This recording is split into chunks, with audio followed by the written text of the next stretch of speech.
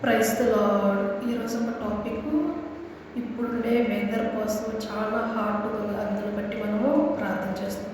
నేను న్యూస్లో చూశాను, ఈ 2 వీక్స్లో ఇండియాలో చాలా హాట్గా ఉంటుందంట.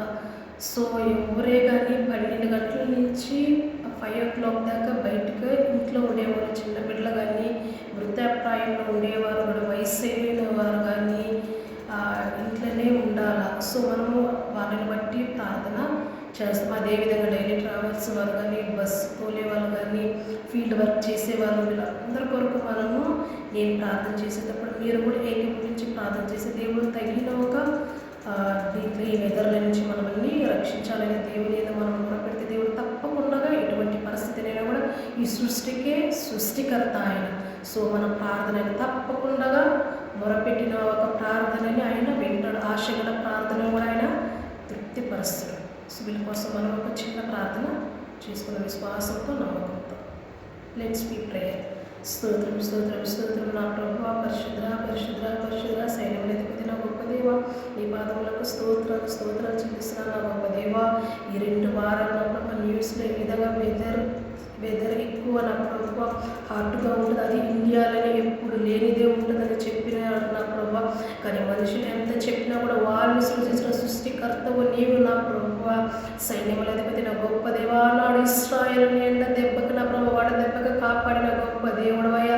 పగలు మేఘ స్తంభముగా, రాత్రి అగ్ని స్తంభముగా నా ప్రభు.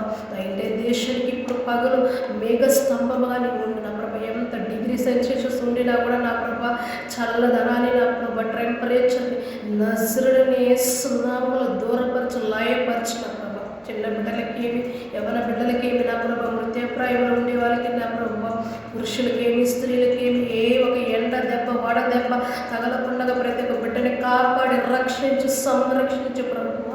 భద్రతని దాయిచ్చిన ప్రభు. ఏ ఒక టెంపరేచర్ వల్ల ఎవరికి ఏ ఒక హాని, ఏ ఒక అపాయం జరగకూడదు నా ప్రభు.